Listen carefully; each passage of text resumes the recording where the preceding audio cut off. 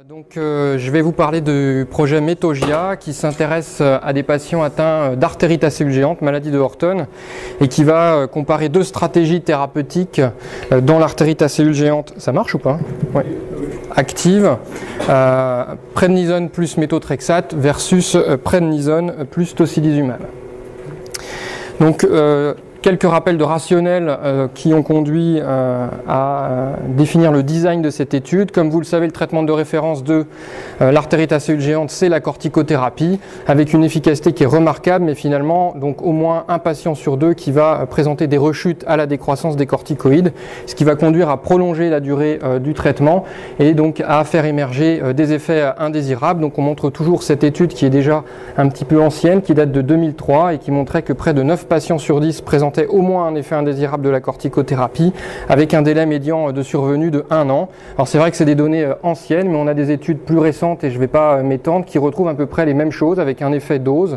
Plus vous donnez de corticoïdes et plus le risque d'ostéoporose, d'infection et même de décès augmente. Donc il y a une réelle nécessité dans l'artérite acéluléante comme dans les vascularites en cas à diminuer le recours à la corticothérapie.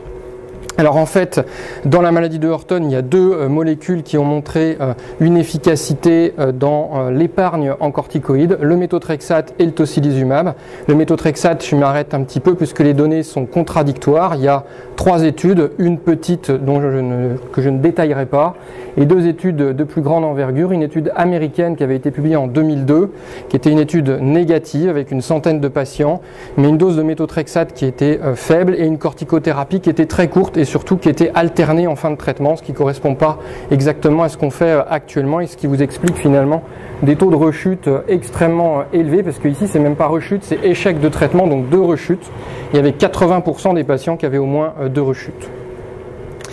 Et puis une autre étude espagnole publiée en 2001 où le métaux était là aussi donné à faible dose, 10 mg par semaine pendant 2 ans, avec une corticothérapie courte, 6 mois, et où on avait cette fois-ci un effet spectaculaire, puisque la survie sans rechute à 2 ans était très nettement supérieure dans le groupe métaux versus placebo.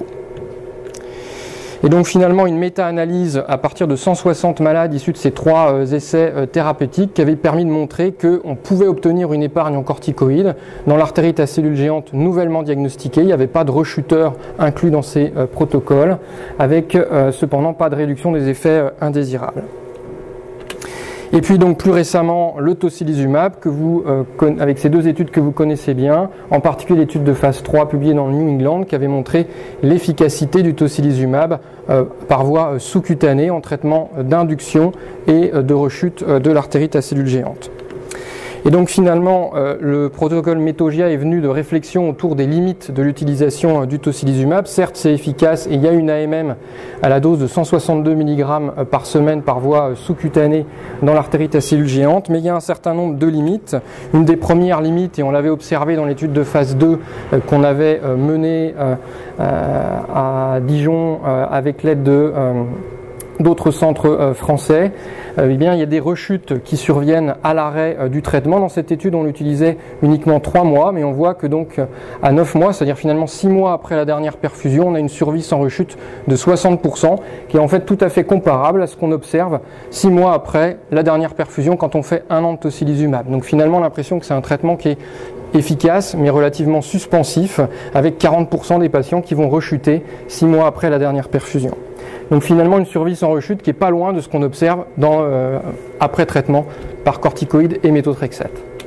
Et puis donc d'autres difficultés avec le tocilizumab, en particulier son coût, donc un rapport coût-efficacité qui n'est pas connu, une absence de comparaison à d'autres traitements d'épargne, et puis donc un suivi des patients qui est particulièrement difficile, puisque vous le savez, on ne peut plus se fier aux biomarqueurs habituels. Tous les patients sous tocilizumab ont une CRP quasi indosable, et c'est une grande difficulté pour le suivi de nos patients avec une maladie de Horton.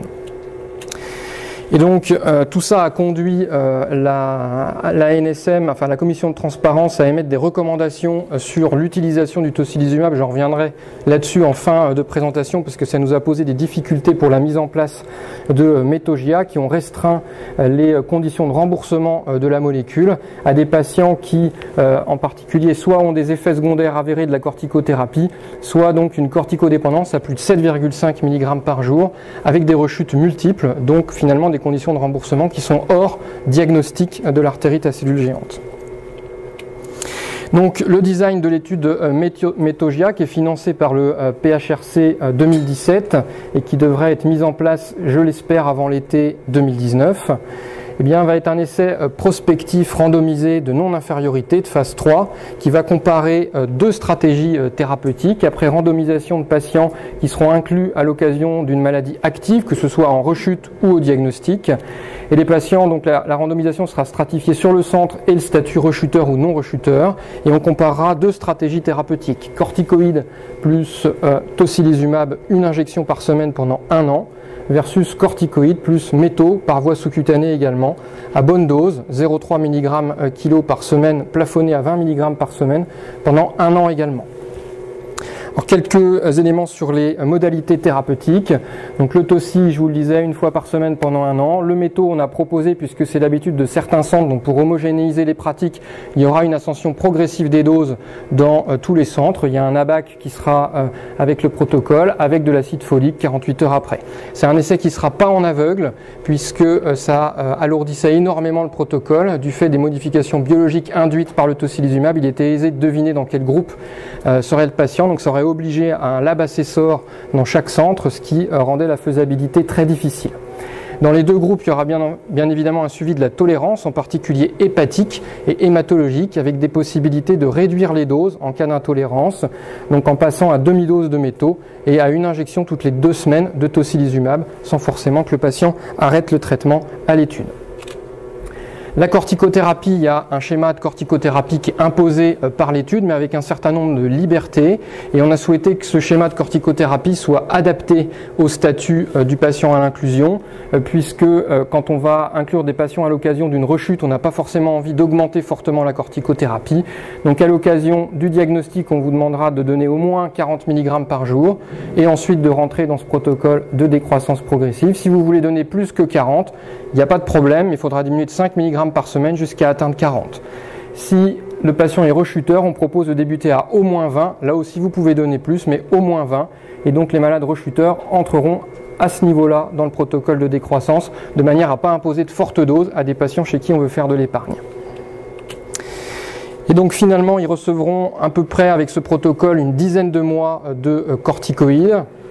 Et puis donc 12 mois de tocilizumab et de méthotrexate, puis il y aura une phase de wash-out de 6 mois avant le recueil du critère principal de jugement, qui sera le pourcentage de patients en rémission sans rechute ni déviation du protocole de décroissance des corticoïdes, et les rechutes seront validées par un comité d'adjudication en aveugle du bras de traitement. On a souhaité en fait ces 6 mois de wash-out parce que on s'attend à une difficulté de détection des rechutes dans le bras tocilizumab du fait de l'absence de biomarqueurs pour identifier la présence d'un syndrome inflammatoire. Et puis donc on n'a pas mis en critère principal de jugement une survie mais un pourcentage brut, puisqu'on s'attend du fait de cette difficulté à un rythme de détection des rechutes qui ne sera pas le même dans les deux groupes. Les critères de jugement, c'est finalement ceux qui sont dans l'étude JAIACTA avec quasiment exactement pareil. La rémission, c'est l'absence de signes cliniques et une CRP froide.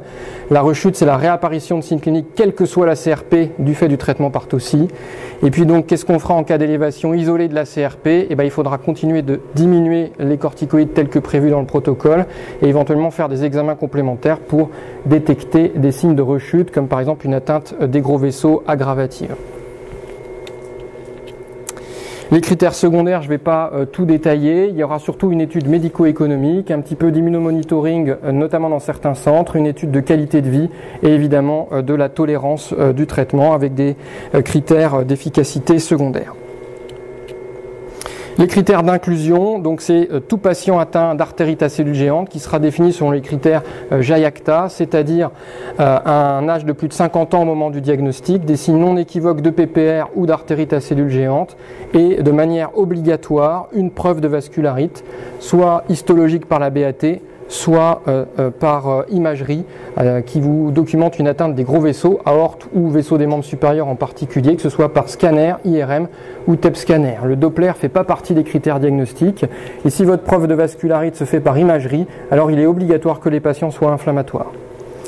Et puis donc, en plus de diagnostic d'artérite à subgéante, il faudra que la maladie ait été active dans les 6 semaines précédant l'inclusion, et donc l'activité étant définie par au moins un signe clinique et un syndrome inflammatoire. Les chiffres, donc, pour mener à bien cette étude, qui est une étude de non-infériorité, où on a parié sur la non-infériorité du métaux par rapport au TOSI, il faut 200 patients, 100 patients par groupe, avec une marge de non-infériorité qui est non négligeable, qui est de 20%, une durée d'inclusion qu'on a prévue d'emblée de 3 ans, avec une durée de participation qui sera de 3 ans, et à ce jour, il y a 40 centres qui ont accepté de participer. Alors, où est-ce qu'on en est? Eh bien, donc, il a été comme finalement assez fréquemment difficile d'obtenir les autorisations successives, l'autorisation à la NSM, puis le CPP qu'on a obtenu après plusieurs allers-retours le 20 mars dernier, ce qui nous a permis d'envoyer le dernier document qui est en fait une demande de prise en charge dérogatoire du remboursement du TOSI, puisque vous avez vu que les conditions de remboursement sont maintenant restreintes aux patients corticodépendants.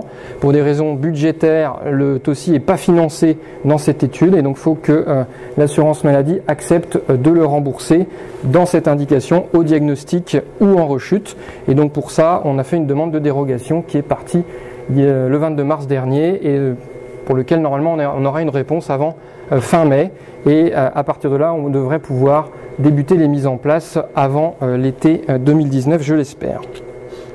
Je vous remercie pour votre attention et j'attends vos questions.